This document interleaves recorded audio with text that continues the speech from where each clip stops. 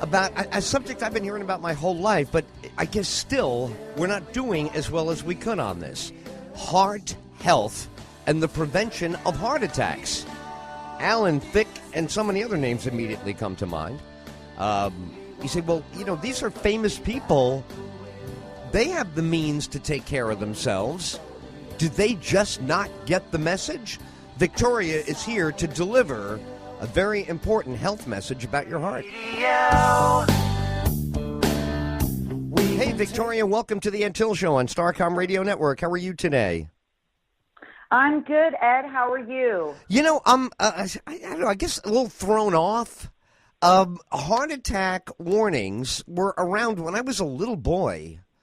I'm eligible for Social Security in a couple of years.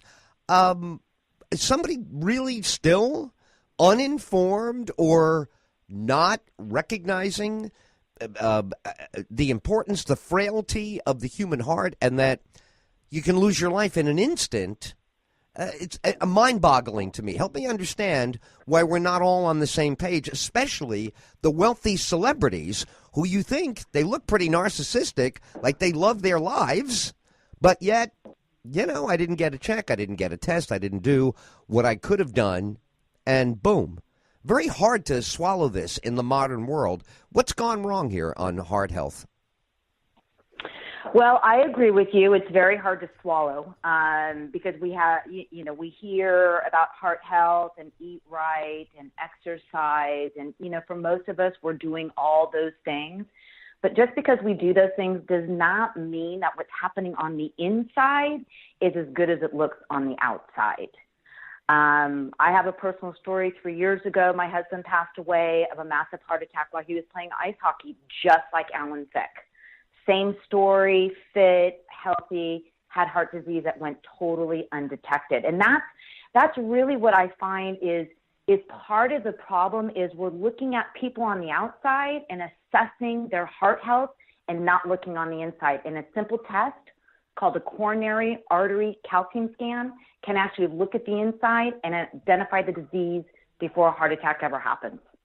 And none of us know about it. Right. That's the biggest problem. None of us know about. I mean, preventative screenings, we've been doing them for ages. We all get colonoscopies at a certain time. We all get mammograms at a certain time. We get our eyes checked and our teeth checked, but we're not actually checking inside of our hearts. And that's one of the major, major problems. I'm curious, right? Because they beat us up with advertising about the medical stuff they want to sell us. Check this. This must make them no money. They're going to lose their revenue from heart surgery because, you know what I mean? It's got to be the motivation because they chase you down for tooth plaque. They chase you down for all kinds of incidental health issues, and they haven't chased anybody down with this scan. So I got to believe there's less than sincerity on their side. If they wanted to heal us like they want to get rid of our yellow teeth and sell us the bleach, we'd be hearing about it 4 times an evening. Every time there's a commercial on our popular show, on television, radio, you'd hear, make sure you're getting your coronary artery calcium scan. And we have a good name for it, and we have a spokesperson, and we want you to. But they haven't come at us with this, have they?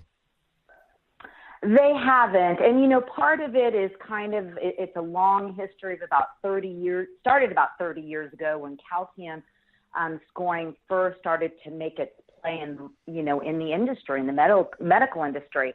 And you're right, Ed, it does come down. We have a broken system and it's about money.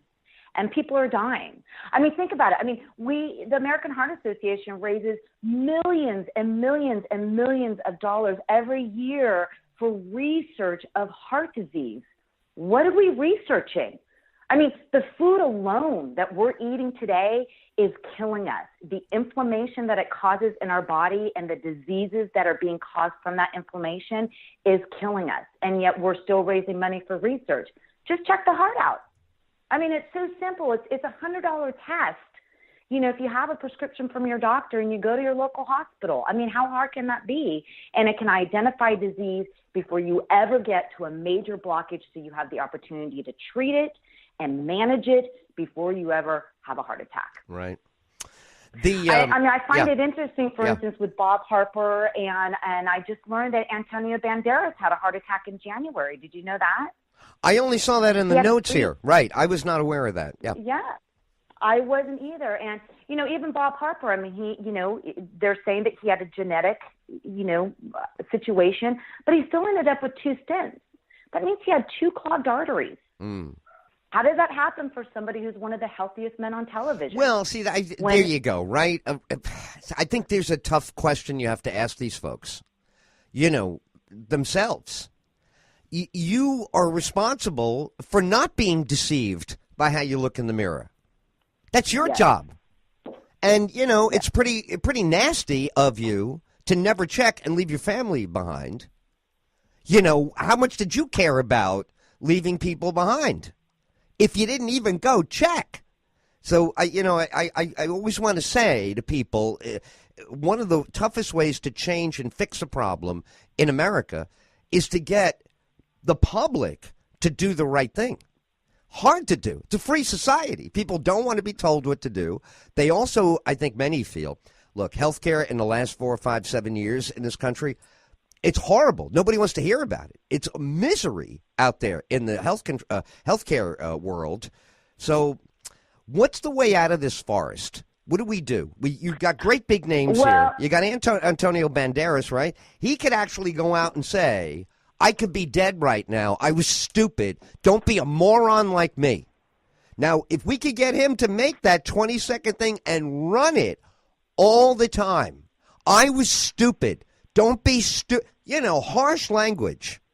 Maybe then we would get something going. I don't know. How do we get something going here? Reverse this trend. Because $100, you said earlier for the test, that doesn't seem like a lot at all. And ostensibly, I don't know if it's true, but it's supposed to be true, almost everybody has insurance now. Even if you don't buy it yourself, they throw you on Medicaid. So the number of people that have insurance companies, for better or for worse, that number's up. Now, I don't know if that's going to mean they're going to get more coronary artery calcium scans. I wish it would. But, this is the situation we have right now. What do you think would push us in the right direction?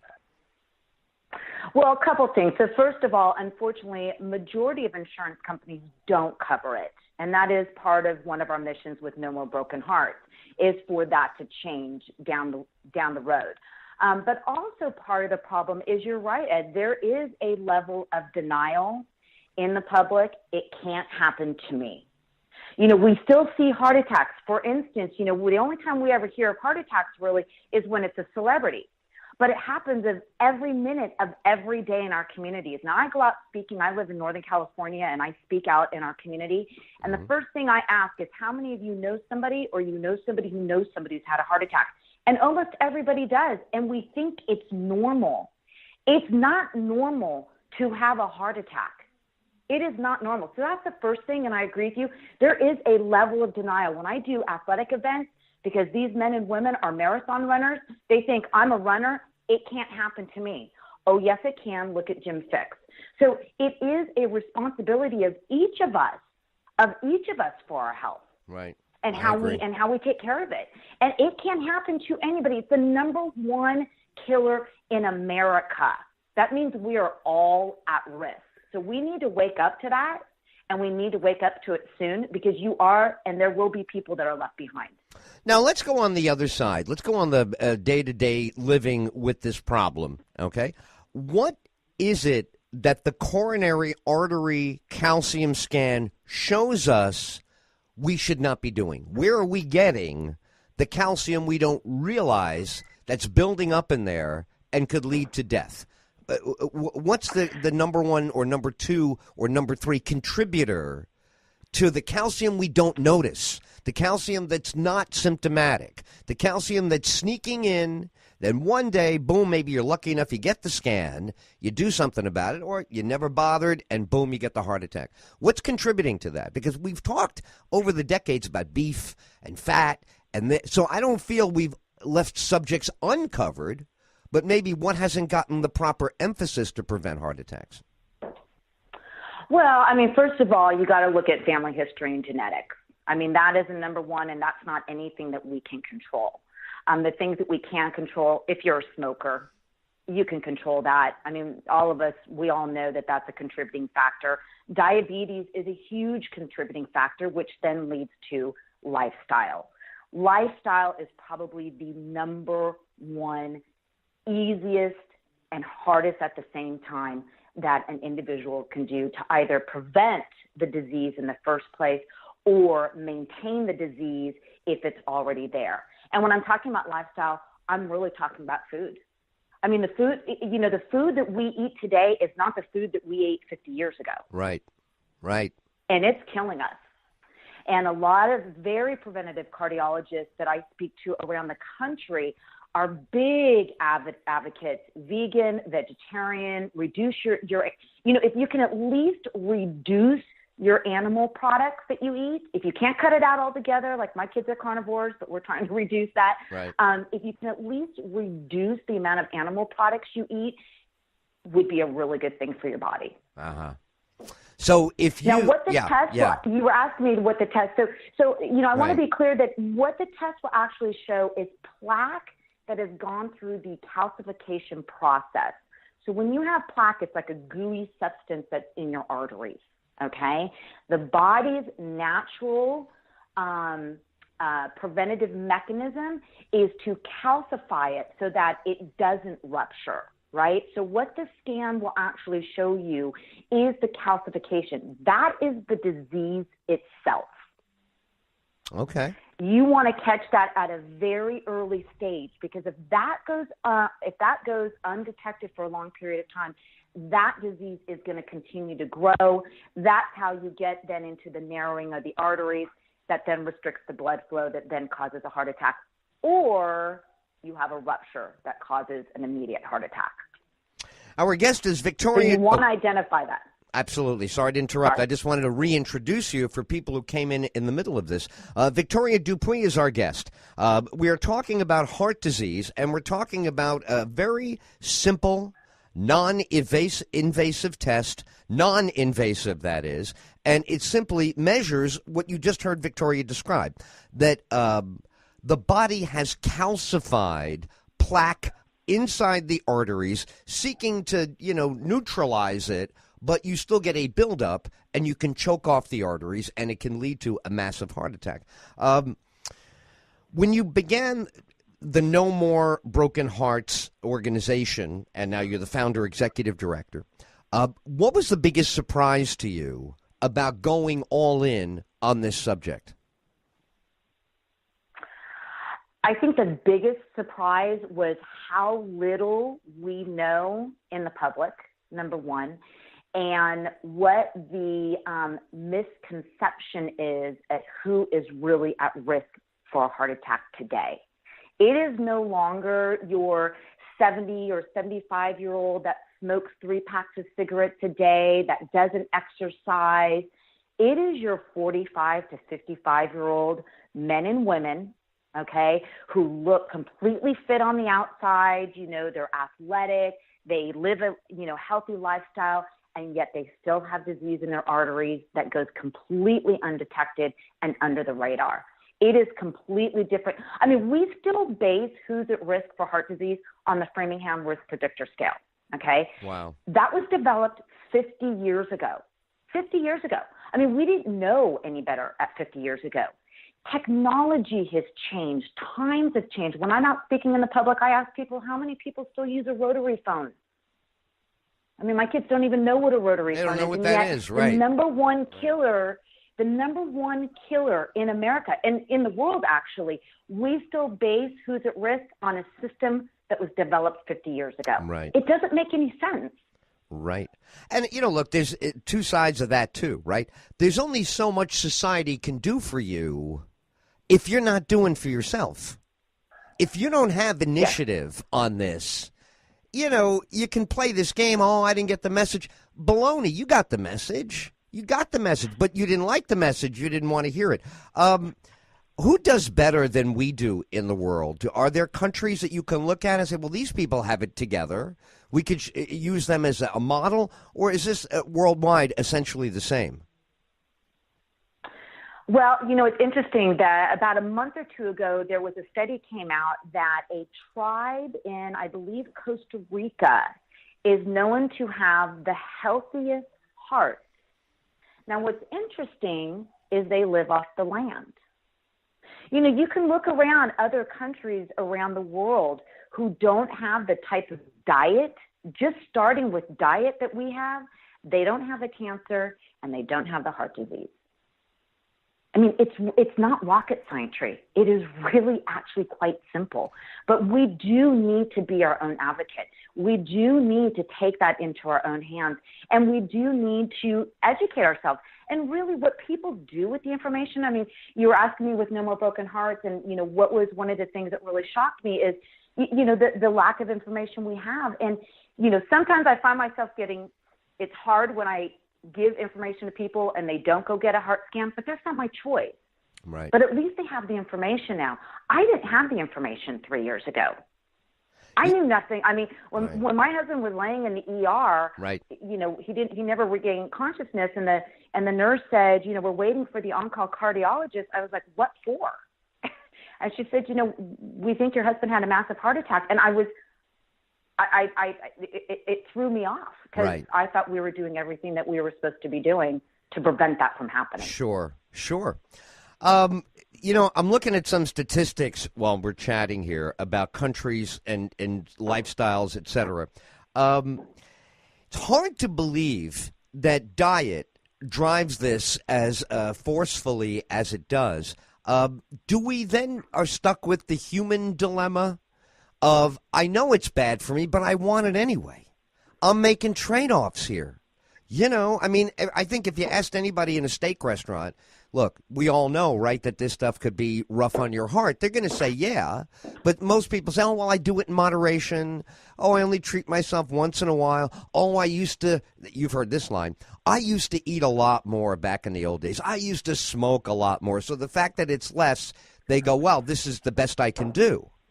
So are we down to some of that you can't get people to change even when there's a risk unless they really want the change?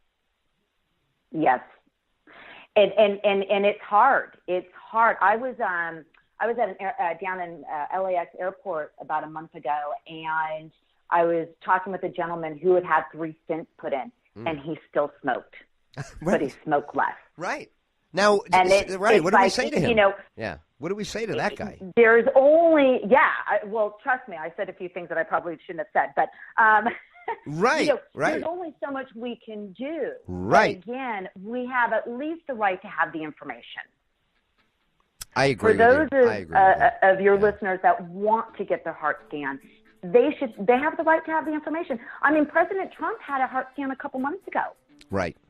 Exactly. If you fly for NASA, you have to have a heart scan, or you can't fly for NASA. Right on. So they know about it. Absolutely. I think that we're onto something here. This is not for lack of information. This is a tougher goal to change the lifestyle of an American, a modern American, than maybe anybody else out there. But the information is extremely powerful, and I congratulate you for putting this into the dialogue. I'd never heard of the scan until you were booked on the show, and I saw it in print. And I cover the media. I'm there when all these issues break, and there was no big celebration, I can tell you, in the media when this test became available, as you said, for a nominal fee. Yeah. Yeah. And hundreds and thousands of men and women die every year. I mean, Ed, 750,000 men and women have a heart attack every year. Staggering. 785,000. 785,000. Staggering. No, it really is. Victoria, you've done a great job. You really have, of opening up this issue for us today. I want to have you back on the show because now you can be our heart, medicine, health expert, go-to person, because I know now we're going to take a brand new effort here at looking for stories on what is really should be a better celebrated. People should know more about the coronary artery calcium scan and how it can save lives. Victoria Dupuy, congratulations, the founder, executive director of No More Broken Hearts, and you can go to the website www.nomoorebrokenhearts.info. We're definitely going to have you back on the show, Victoria. Great job with us today. Thank you so much, Ed, and thank you so much for just caring about the American public. I'll tell you what. Getting the information out there. I'll tell you what. You incited a brand new, refreshed energy for exactly that with your visit today. So thank you. We're in this together. We'll talk to you again soon. Victoria Dupuy on the Ed Tyll Show, Starcom Radio Network.